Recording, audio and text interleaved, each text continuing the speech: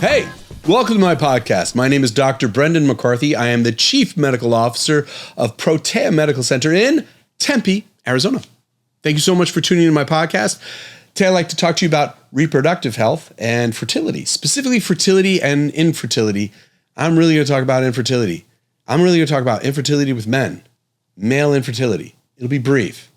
Before I get started, please scroll down a little bit. You'll see there's a little section there where you can subscribe, like, and share. Especially this one. Share this one. This is an important one to share with men because this is the thing that men need to hear. I need to have a conversation with men. So my podcast, I talk a lot about women and women's health because that's where my practice is. And it wasn't something I set out to do. It was just something how I just moved into that space. It was just having cases of women coming in with PMS, PMDD, and it just was one of those things that just became organic. I just flowed into that. With that said, I still treat men, a fair amount. And this is an issue that I have that comes up a lot. Women will come into my clinic because they want to conceive and they want to make sure that they're healthy.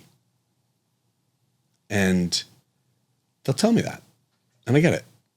And so I'll start doing the process. And with me, with fertility, it's not like going to, your doctors go do your IUDs because they just put you, seeing me for fertility is different from seeing your fertility specialist. I want you to know that. I don't just put you into a box and then move you down the assembly line for getting you to have in vitro fertilization or an IUI. Mostly it's IVF, what they push people to. I don't have that assembly line in my office. I don't believe in that assembly line. When you come to me for fertility, the first thing we do is we establish what's your level of health. Where is your reproductive health? We go down the whole line of, are you ovulating? How thorough is the ovulation? What's the luteal phase like? Do you have enough progesterone? We go down all these pathways of making sure you're healthy. And the beauty of that is that I'm making sure you're healthy. I come into this relationship first wanting to see you healthy, because that's what fertility is. You have a symphony of health within your body. That's what fertility is. Everything is in balance. Everything is moving as they're supposed to throughout your body, throughout your cycle. And so I'm fine doing that as a standalone with that woman. Where it becomes a problem is when we've done everything we can and they have not gotten pregnant. And what I want to address here is this has to do with the fact that their husband has not had any work done at all. This is where I have a problem. When you are married and you have joined your life to someone, when you have made that commitment, part of that commitment, the center of that commitment is being committed to being together and working together as a team and being unified. And so when you've decided to conceive and your partner wants to have a baby and you want to have a baby too, you both do the steps. It is too often that a husband will just let the wife go down that road of all the work she needs to do to get pregnant. And he's like, I'm fine. He'll look and see, well, I ejaculate. That's all I need to do.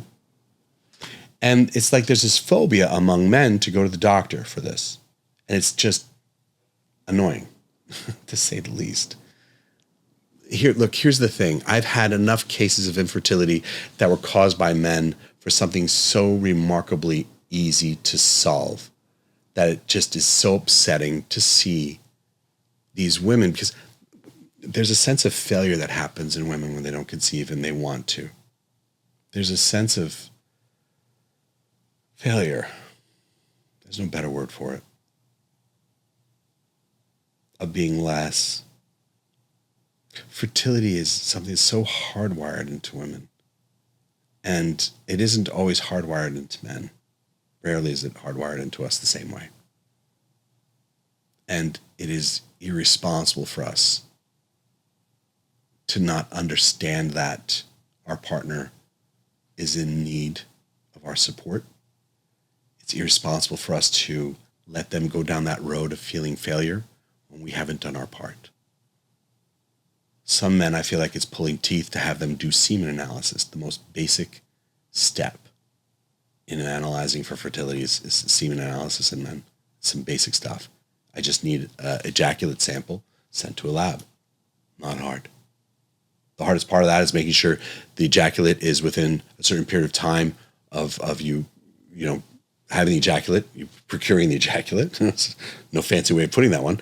And then getting to the lab. It has to be within a certain period of time so I can do certain measurements. So the lab can do certain measurements. You know how hard that is? When a woman is not able to conceive and they blame themselves, because that's what they do, it goes down this spiral of self. It's just, I believe it's not fair to them when we haven't done our fair share. Often with men, it's something as simple as they need an antioxidant. That's true. It's not even, it sounds funny, doesn't it? It sounds remarkably funny. Not in a ha-ha way, but like a way. That with women, we are doing all these things to get them to make sure that they're ovulating and make sure that their body is able to carry to fertility to term, and the progesterone, looking at their blood sugar, looking at all these other steps around their health. And with men, I just want to make sure they have enough antioxidants. There have been men that's all they needed. I do a semen analysis before and a semen analysis after, and adding in some simple, CoQ10 or vitamin C and acetylcysteine. I've seen these things be remarkably curative. And these are things in medical text. This is not alternative medicine, by the way. The journal Fertility, Sterility, Google that. Go on their website and look at antioxidants for semen and mobility and motility and morphology. Just read that. Or just telling a guy to take the laptop off of his testicles. These are not hard things. These are not hard things. Other times you'll see a man presented to clinic and he's on testosterone replacement therapy. And he's going to a different clinic. So I don't know if he's on testosterone replacement therapy, but he could be. And he's taking a normal dose. It's not a high dose, it's a normal dose. But when men take testosterone, that's like birth control. It's not perfect, but it will reduce his semen output in many cases. And all you need to do is get them off of testosterone for a period of time so they can have correct levels of semen to conceive and then move forward.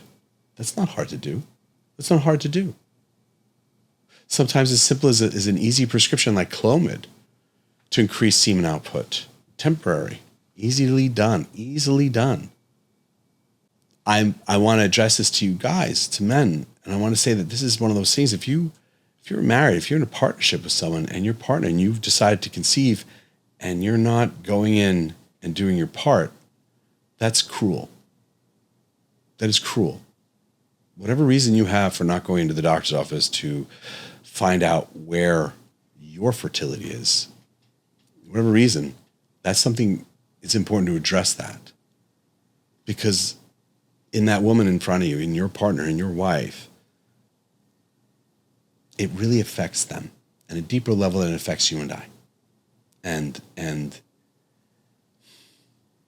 I think it's one of the most important things we can do as a husband is to be as proactive as they are. I hope this helps. I really do. Please like, share, and subscribe. Comment. Your comments help Justin and I know where to drive this podcast. And if you've noticed, when you guys will write some comments like, hey, talk about PCOS, we'll talk about PCOS. My next series is going to be on endometriosis. I love doing this. So your comments, we do read them, and it does help us guide us down that road of where to make new content for you. We want everything to be relevant and helpful. This is one of the ones I feel strongly about because it's very emotional. And so I hope this is helpful for those of you who need it. If not, let me know. If you think there's a better way to word this, tell me. If you want more specific information, let me know. We do Q&As twice a month where I'll go online and I'll just start answering questions that patients or people have been messaging into me. Excuse me. These are not my patients. These are just people who are on the whatever platform. We're on Instagram in that sense. Instagram people send us questions on Instagram and I'll answer them. So if there's things about this that you're curious about and want more information, utilize that Q&A.